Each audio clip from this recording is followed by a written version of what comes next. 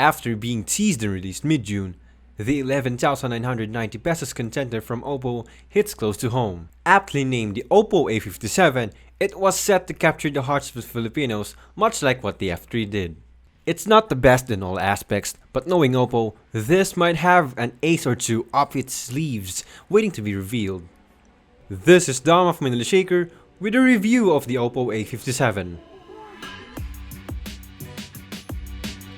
It is, by all means, not eye-catching. However, expecting a unibody or chamfered sides may be a bit too much. It's not the best of best, but it adopts a general look and design language that the majority of the OPPO phones have. The metal back is definitely a plus for me. Besides providing better grip, it also provides better scratch resistance than glass backings. Bottom placements are lower than what I would have desired for people with my hand size. As with most, 3.5mm and micro USB ports are on bottom, along with a mono speaker. And yes, there's also a fingerprint scanner that seems to be also the one found on the OPPO F3 and F3 Plus. The 720p display was quite expected with the price point. Colors and contrast are similar to the F3 and F3 Pluses. Customizability is out of the window, but I do find the colors a bit oversaturated, but not to the point that they are overbearing. The 13MP main snapper is no surprise. It tends to perform better at well-lit areas and suffers a lot wherever lighting is scarce for its sensor. Colors are generally underwhelming and is even less prevalent in low-light shots.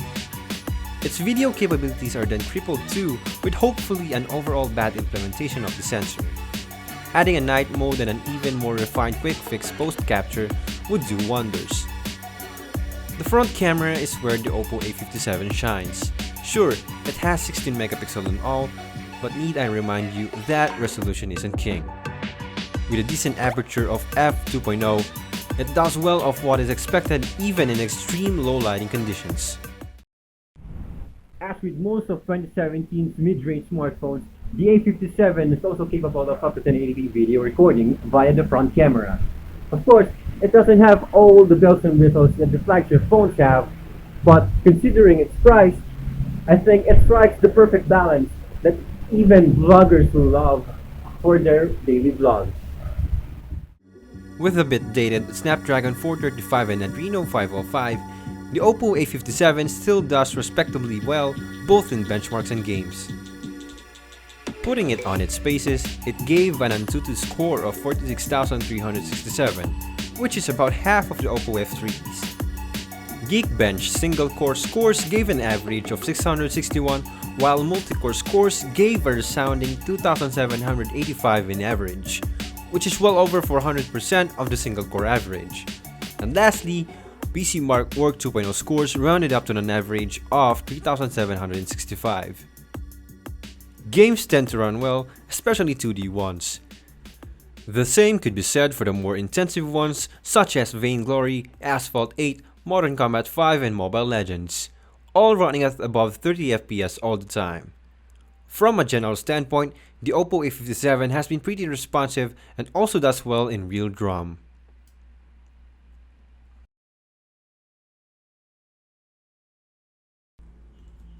The bottom-mounted speaker is nothing to be amazed of, but the volume is respectable for those sing-along sessions.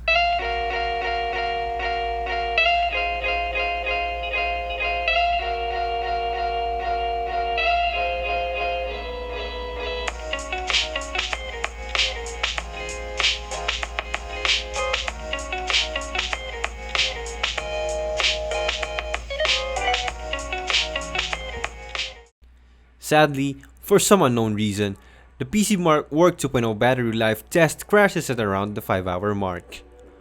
Well, in my practical daily usage of having both Wi-Fi and data on, not to mention GPS too, it lasted around 7 hours of on-screen use before having to need to dash and grab the nearest micro USB cable available.